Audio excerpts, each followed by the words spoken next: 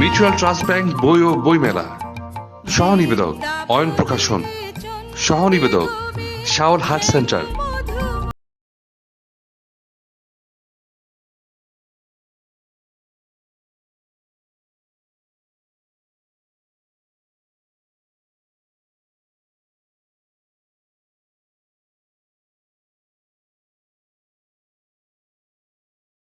সুপ্রিয় দর্শক, আসসালামু আলাইকুম। বইমেলা নিয়ে আয়োজিত বই ও বইমেলা অনুষ্ঠানে আমন্ত্রণ জানাচ্ছি আমি হাসান শরীফ। এটি নিউজের বিশেষ আয়োজন প্রতি বছর বইমেলাতে হয়ে থাকে। বইমেলা আমাদের প্রাণের মেলা। পুরো বছর অপেক্ষা করি কখন বইমেলা আসবে। প্রতি বছরই ভাষার মাসে আমাদের এই বইমেলা অনুষ্ঠিত হয়ে থাকে। ভাষার মাস আমাদের ভালোবাসার মাস। তাই অনুষ্ঠানের শুরুতেই বাংলা ভাষাকে রাষ্ট্রভাষা হিসেবে প্রতিষ্ঠিত করতে গিয়ে যে সমস্ত বীর ভাষা সৈনিক আত্মাহুতি দিয়েছেন, সেই সমস্ত জীবিত এবং শহীদ ভাষা সৈনিকদের প্রতি একটি নিউজের পক্ষ থেকে রইল আন্তরিক শ্রদ্ধাঞ্জলি।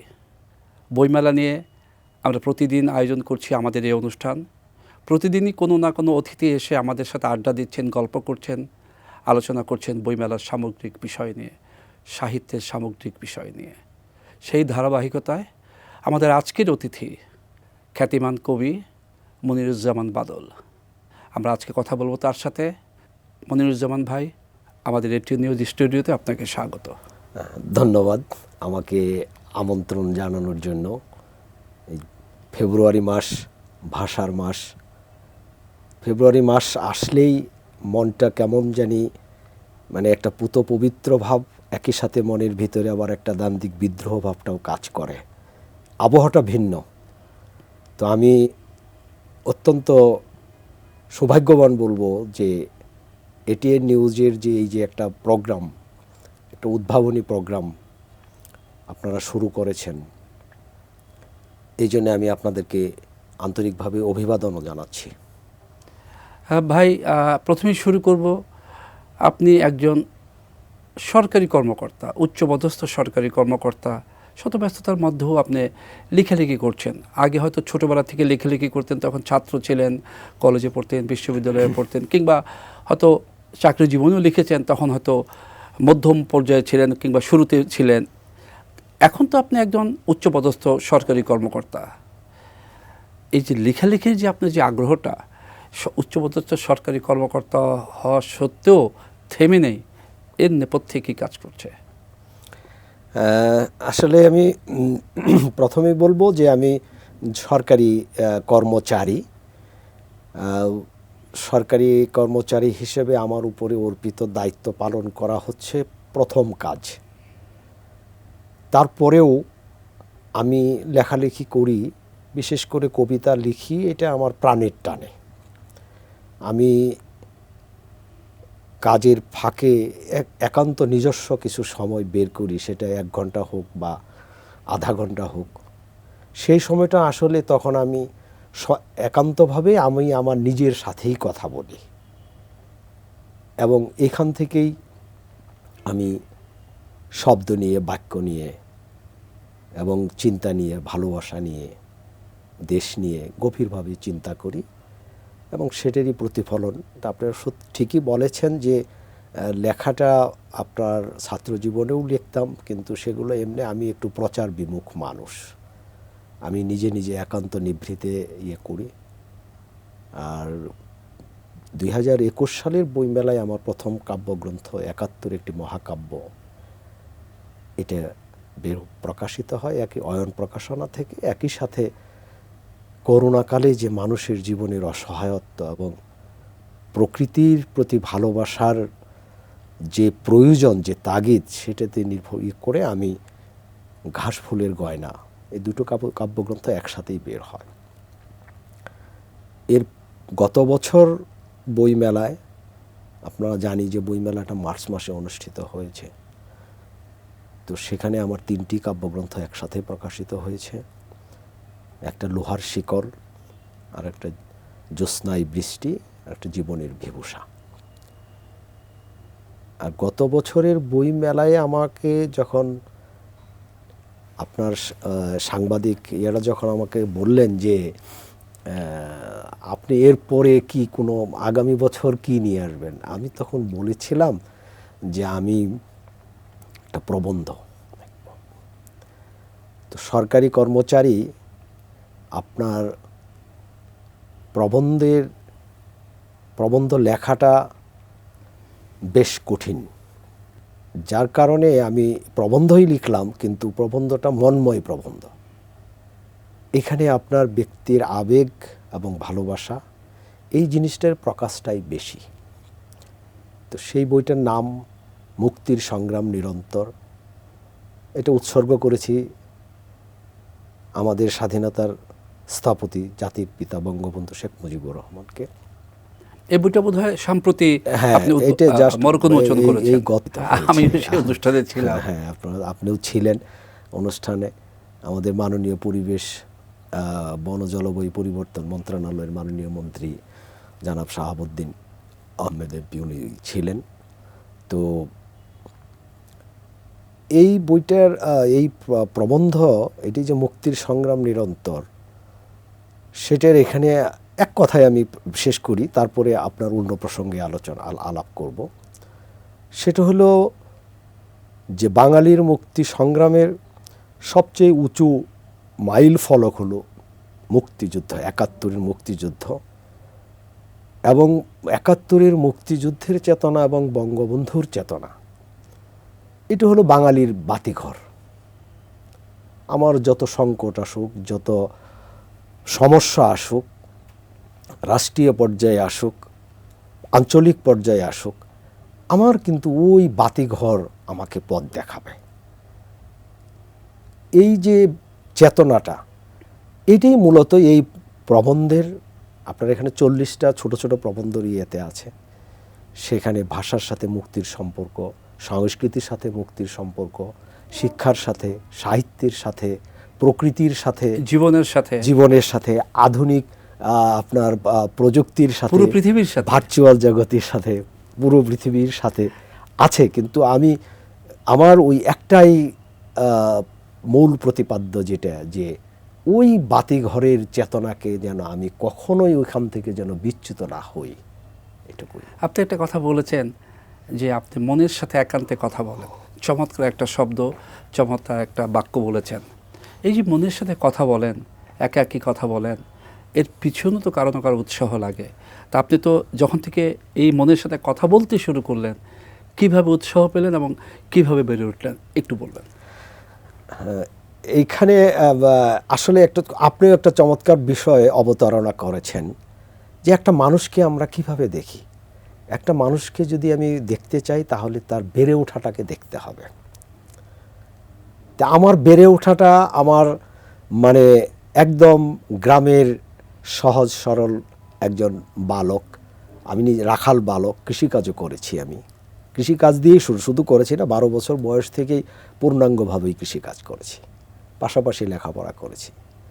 মানে প্রকৃতির সাথেই আমার জীবন। আমার যে নিজের জন্মস্থান, যেটা জামালপুর জেলার সাপলেঞ্জা গ্রামে, 3 দিকেই আপনার জলাভূমি পরিবেষ্টিত।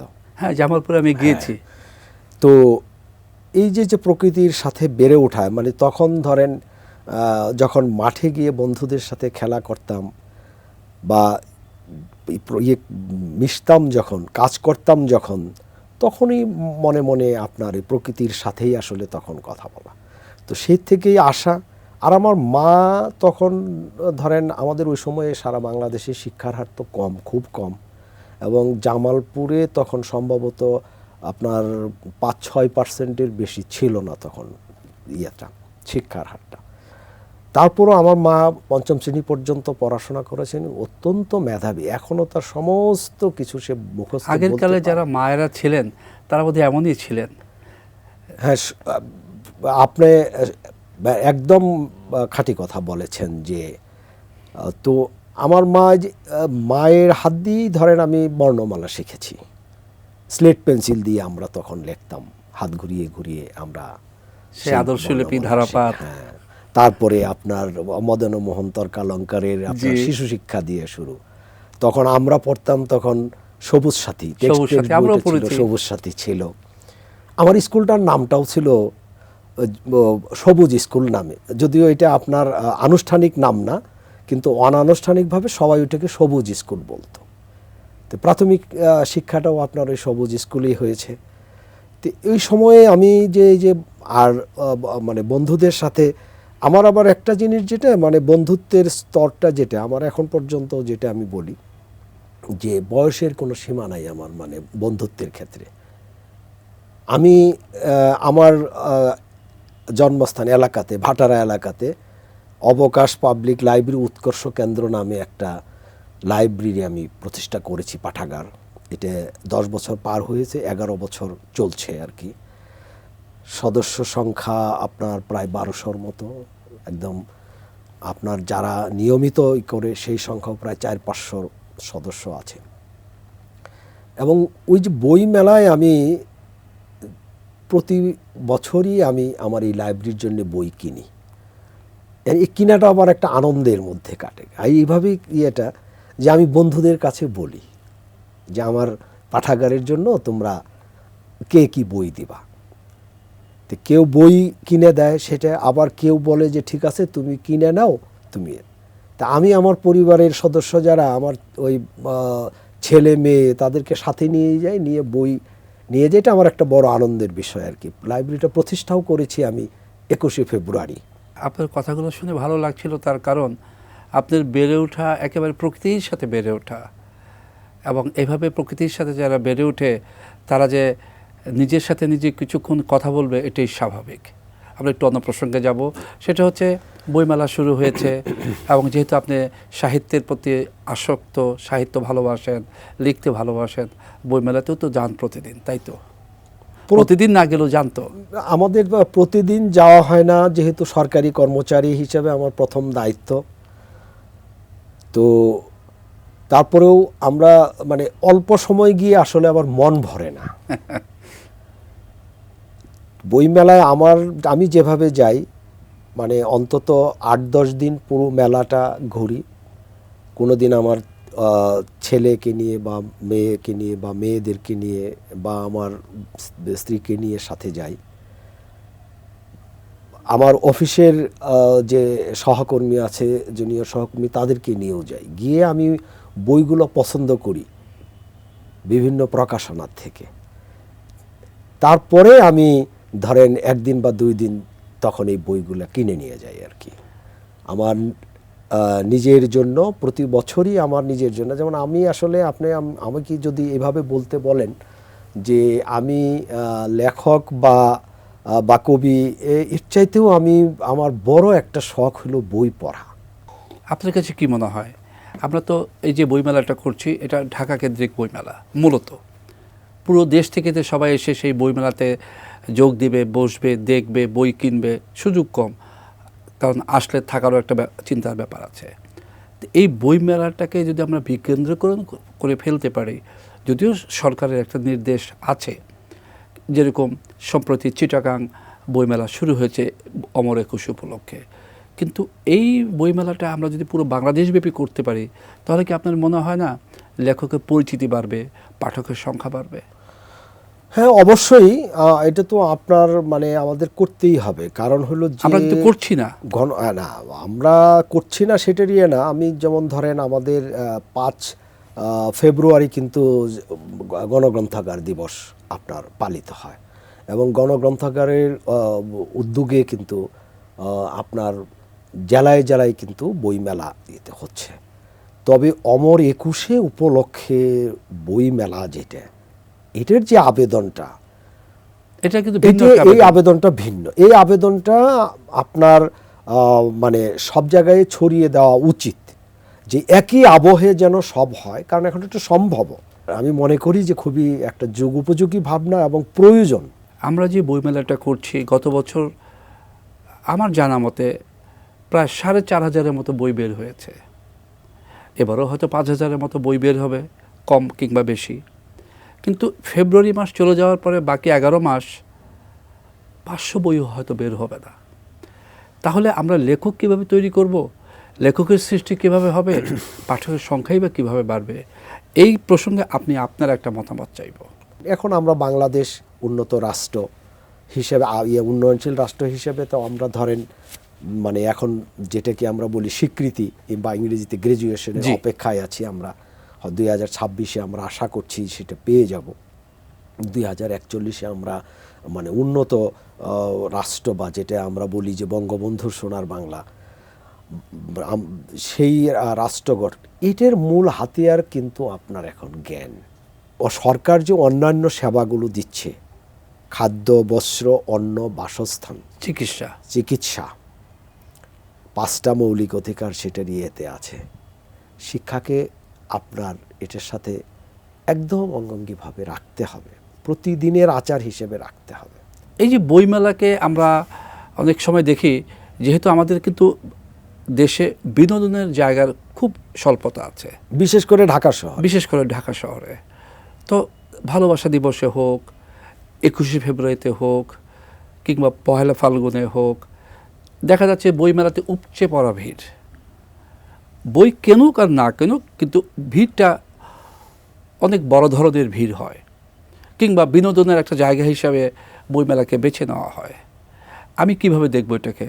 বইমেলা কি শুধু বিনোদনের জায়গা হবে, নাকি বইমেলা একটা সাহিত্য অনুরাগীদেরও কেন্দ্রস্থল হবে? এইখানে আমি ধরেন আপনার সাথে মানে দুটো বিষয়কে আমি এক করে ফেলব। কারণ আমার সমস্ত কিছুই তো জীবনের জন্য, জীবনের সৌন্দর্য সৌকর্যকে উপভোগ করার জন্য, মানে জীবনকে যাপন করার জন্য। যেমন আমি এখানে আমার মনে পড়ে ডক্টর আহমদ শরীফ স্যার, উনি ঢাকা বিশ্ববিদ্যালয়ের অধ্যাপক ছিলেন। ওনার একটা প্রবন্ধ ইয়েতে আমি পড়েছিলাম, দুটো বাক্য মনে আছে, যেটা যে প্রাণ ধারণার জীবনযাপন কিন্তু এক না। তা আমি যদি জীবনযাপনের কথা বলি, তখন সাহিত্যের সাথে আমার প্রাণের খোরাক, মানে সেটা আমাকে আনন্দও দিবে। এটাই কাজেই সেক্ষেত্রে ধরেন 5 জন গেল ভালোবাসা দিবসে গেল, ধরেন বইমেলা ইয়েতে, সে সুন্দর শাড়ি পরবে, তারপরে আপনার খোপায়ে আপনার ফুল দিবে, মানে যেটা আমাদের বাঙালি সংস্কৃতির যে এটা, যেটা বসন্তের রঙের সাথে যেটাকে আমরা মিলিয়ে দিই, নিজেকে মিশিয়ে দিই। তো এই মিশালটা যদি আমি মনে করেন বইয়ের সাথে যদি করি, আমি বইয়ের সাথে মানে কি, বই তো আরে আমার বন্ধু, তাকে যখন আমি পড়ি, বই কিন্তু বইয়েরও তো প্রাণ আছে। বইয়ের আমি শুধু মানে শব্দ আর বাক্যকে আমি একসাথে করে প্রিন্ট করে দিলে কিন্তু আমার সেটা বই হবে না। বইয়ের একটা জীবন আছে, সে কথা বলে, অন্যরা হয়তো কথা বলে সেটা সরবে বলে, আর বই কথা বলে আপনার নীরবে পাঠকের সাথে সংযোগ। আপনি একটা ভালো কথা বলেছেন যে বইয়েরও প্রাণ আছে। আসলে সেই বইয়ের মধ্যে যে প্রাণটা আছে, সেই প্রাণের মধ্য থেকে আমরা খুঁজে নিতে চাই আমাদের সত্তাকে, সেই প্রাণের মধ্য থেকেই আমরা খুঁজে নিতে চাই আমাদের পরবর্তী বিবর্তনকে। আপনি অনেক ভালো কথা বলেছেন।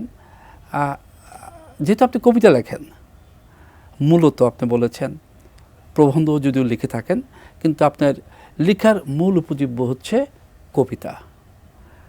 কবিতা হচ্ছে এমন একটা মাধ্যম যেখানে আপনি কী চান আর কী বলতে চান খুব অল্পতেই বলে ফেলতে পারেন। আমরা আপনার কাছ থেকে সেই অল্প কথায় আপনি কি বলতে চান, সুন্দরকে কীভাবে দেখেন, প্রেমকে কীভাবে দেখেন, প্রকৃতিকে কীভাবে দেখেন, আপনি একটি লেখা আবৃত্তির মাধ্যমে দর্শকদের উপহার দিতে চাই। এটা যাওয়ার আগে আমি আপনার কাছ থেকে একটু বিনীত, একটু জাস্ট ইয়েতে আপনার 30 সেকেন্ড সময় নিব। আমি ঢাকা বিশ্ববিদ্যালয়ে অর্থনীতি বিভাগের ছাত্র ছিলাম 1983-84 ব্যাচে। আমাদের অধ্যাপক মোশাররফ হোসেন স্যার ছিলেন। স্যার মারা গেছেন, আল্লাহ তাকে বেহেশতে রাখেছেন। এবং যখন আমাদের প্রথম পরিকল্পনা কমিশন হয়, উনি পরিকল্পনা কমিশনের সদস্য হিসেবে ছিলেন, প্রথম স্বাধীন বাংলাদেশের। তো স্যারের একটা কথা আমি সব সময় সারা জীবন মনে রাখি। সেটা বলতেন উনি যে, দেখ তোরা চিরামুড়ির কিনর যে ঠুঙ্গা, এই ঠুঙ্গাটাও পরে দেখবি, তবে ছাপানো সব কিছু বিশ্বাস করবি না। এখন এই যে ধরেন হাজার হাজার বই আপনার প্রকাশিত হয়, এবং এখনও তথ্য প্রযুক্তির যে একটা খারাপ দিক যেটা যে ধরেন আপনার যে আমরা প্রযুক্তির ভাষায় বলি কাট অ্যান্ড পেস্ট বা এরকম অনেক কিছুর মধ্যেই মানে প্রকৃত সত্যটা খুঁজে পাওয়াটা খুব কঠিন। তবে আমি আশাবাদী মানুষ যে এর মধ্য থেকেও আমরা সত্যিকারের যে মানে আমার যে প্রাণের লেখা, যেটা প্রাণের যে লেখককে খুঁজে বের করব, প্রাণের কাব্যকে বের করব, সব কিছুই আমি সেখান থেকে খুঁজে বের করব ইনশাআল্লাহ। আপনাকে অসংখ্য ধন্যবাদ। হ্যাঁ, আমি আপনার আবৃত্তি শুনবো, তার আগে দর্শকদের কাছ থেকে আমি একটু বিদায় নিয়ে নিচ্ছি, তারপর আপনার আবৃত্তি শুনতে শুনতে আমরা অনুষ্ঠানের সমাপ্তি করব। সুপ্রিয় দর্শক, আমরা কথা বলছিলাম খ্যাতিমান লেখক কবি মনিরুজ্জামান বাদলের সাথে, যিনি একদিন উচ্চপদস্থ সরকারি কর্মকর্তা হওয়া সত্ত্বেও নিজেকে নিজের মনের সাথে কথা বলার জন্য খাপ খাইয়ে নিয়ে নিজেই সময় বের করে নেন, প্রকৃতির সাথে কথা বলেন, মানুষের সাথে কথা বলেন, শব্দ দিয়ে নিজেকে উপস্থাপন করেন আমার কাছে, আমাদের কাছে, আপনাদের কাছে। সবাই ভালো থাকবেন। আল্লাহ হাফেজ।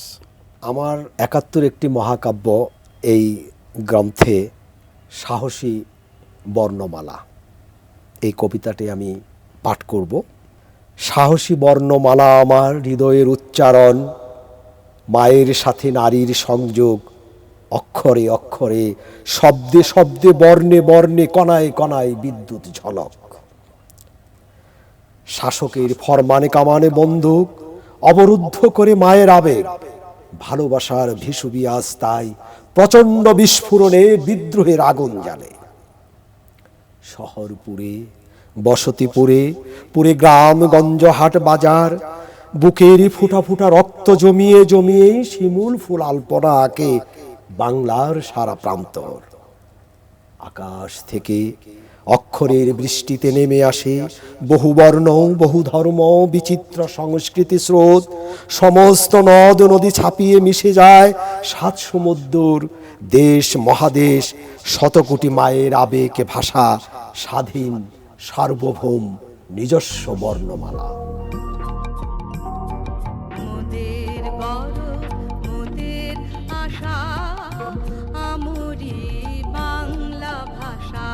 মোদের গর্ব, মোদের আশা, আমরি বাংলা ভাষা। মিউচুয়াল ট্রাস্ট ব্যাংক বই ও বইমেলা, সহ নিবেদক অয়ন প্রকাশন, সহ নিবেদক শাওল হাট সেন্টার।